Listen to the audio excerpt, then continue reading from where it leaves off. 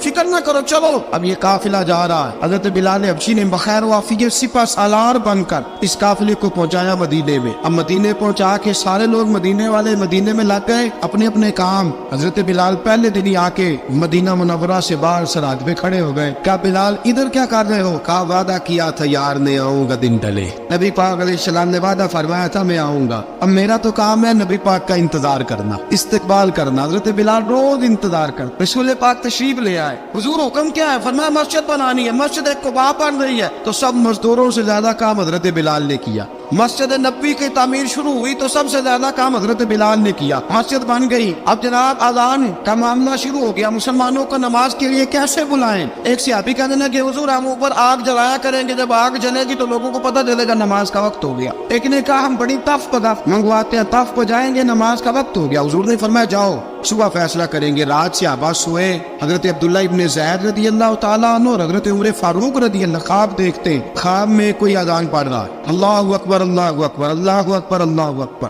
میرے نبی کریم صلی اللہ علیہ وسلم نے فرمایا جس نے 40 دن تک اللہ کی رضا کے لیے 5 وقت کی اذان پڑھی، 40 دن صرف، فرمایا اللہ اس کے پچھلے سارے گناہ معاف فرما دے گا. اور فرمایا قیامت کے دن سب سے لمبی گردنیں مؤذنوں کی ہوں گی، اذان دینے والوں کی گردنیں اور قد لمبے ہوں گے. یا رسول اللہ پھر؟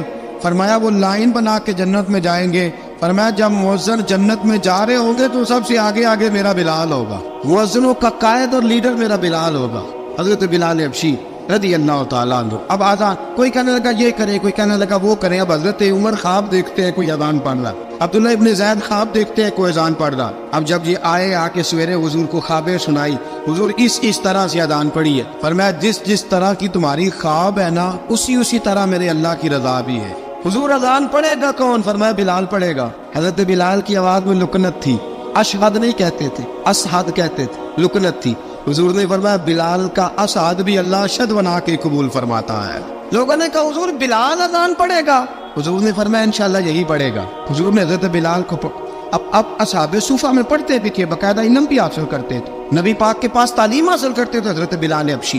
اب حضور نے فرمایا بلال یہ اذان کے لفظ ہے تو اذان پڑھا کرے گا. جناب بلال حبشی کو اذان سکھا دی اور رسول پاک صلی اللہ تعالی علیہ وسلم نے فرمایا چڑھ جا مسجد نبوی کے ساتھ مینارے پہ ایک کونے پہ چڑھ کے اذان پڑھ. اب حضرت بلال حبشی رضی اللہ تعالیٰ عنہ نے سب سے پہلی اذان تاریخ میں پڑھی.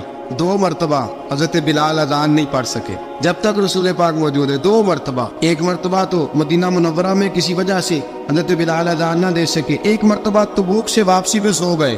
حضور نے فرمایا بلال تیری ڈیوٹی ہے ہمیں جگانے کی. حضرت بلال خود بھی سو گئے. سویرے جب اچھی طرح سے سورج چمکا تو رسول پاک کی آنکھ کھلی. حضرت بلال کو حضور نے آواز دی. جناب بلال چونک کے اٹھے. فرمایا تجھے کہا تھا جگانا ہے. یا رسول اللہ ساری رات جاگتا رہا، جب جاگنے کا ٹائم آیا تو سو گیا.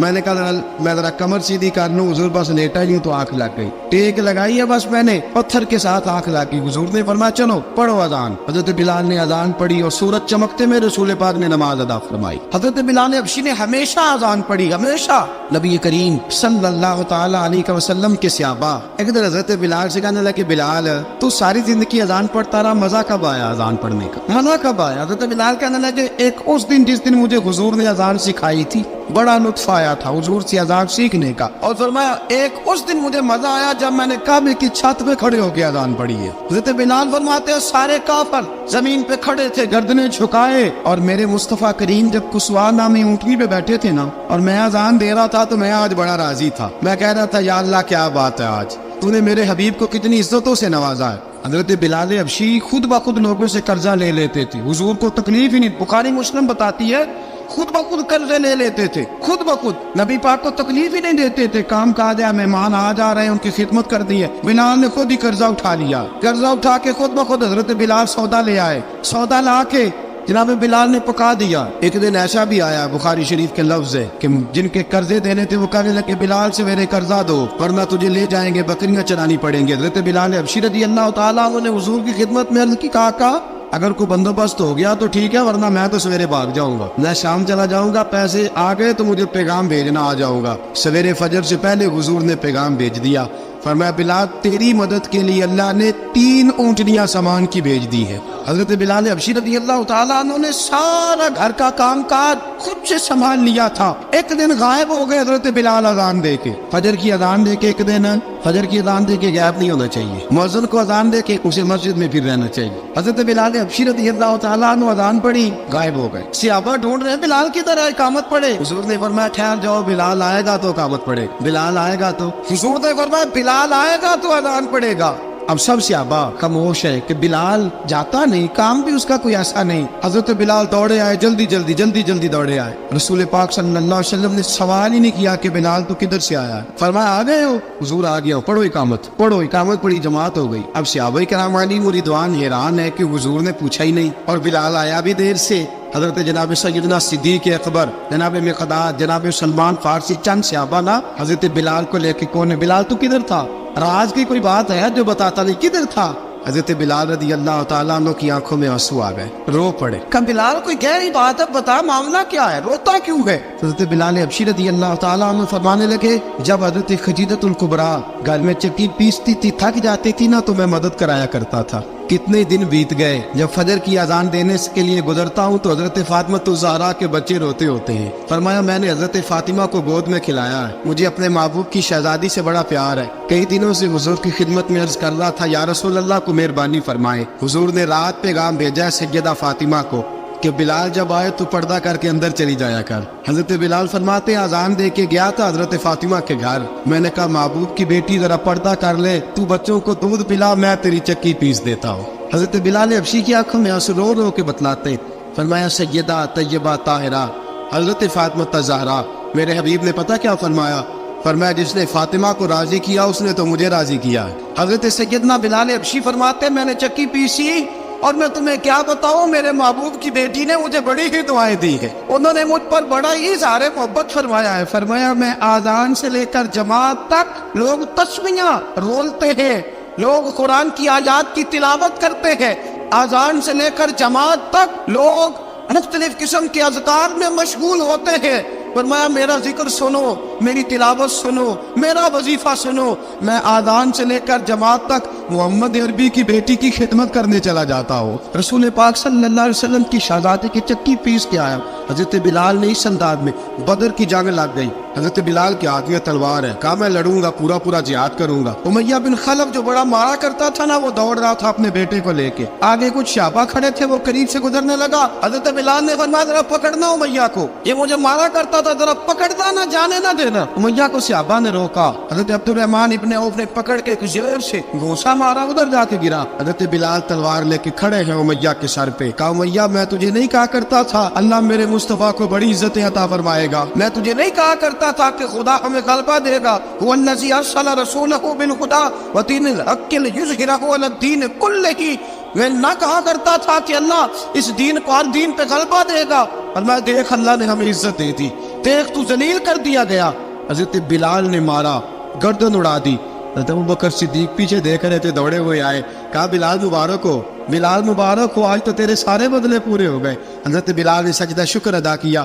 میرے دوستو، حضرت بلال حبشی رضی اللہ تعالیٰ عنہ رسول پاک کا وصال ہوا نا، حضرت بلال نے منہ سے لفظ ہی کوئی نہیں ادا کیا، کسی نے اپنا دکھڑا کسی انداز میں سنا لے۔ حضرت عمر نے کہا، جس نے کہا حضور وصال کر کے گردن اڑا دوں گا۔ حضرت عثمان غنی نے کہا خبردار کوئی مجھے آ کے نہ بتائے کہ مصطفیٰ وصال کر گئے۔ حضرت علی المرتضیٰ رضی اللہ تعالیٰ عنہ نے فرمایا نہ بھائی، میرے مصطفیٰ پر تو موت آتی ہی نہیں، اس طرح آپ لوگوں پہ سب لوگوں نے اپنے اپنے اظہار کر لیے نا، بلال نے کسی کو دکھ بتایا ہی نہیں۔ ایک کونے میں بیٹھ کے نا حضرت بلال اکیلے آنسو بہاتے رہے، کسی کو بتایا ہی نہیں، اکیلے روئے۔ ایک شخص کہنے لگا یار بلال بولتا نہیں، کہا نہ بلاؤ اسے۔ عصر کی نماز کا وقت ہوا نا، تو وہ بلال جو کعبے کی چھت پہ بغیر سیڑھیوں کے چڑھ گیا تھا، وہ بلال جو کعبے کی چھت پہ بغیر کسی سہارے کے چڑھ گیا تھا، اس بلال کو کہا کہ بلال چل ذرا آذان پڑھ، مسجد کی چھت پہ چڑھ جا۔ حضرت بلال کئی بار چڑھے اور کئی بار گرے۔ حضرت بلال حبشی رضی اللہ تعالیٰ نے آواز دی، کہا سلمان میری مدد کرنا، میری مدد کرنا، اب مجھ سے چڑھا نہیں جاتا، اب مجھ سے جایا نہیں جاتا۔ جناب سلمان فارسی نے بھی سوال نہیں پوچھا کہ بلال تو بیمار ہے،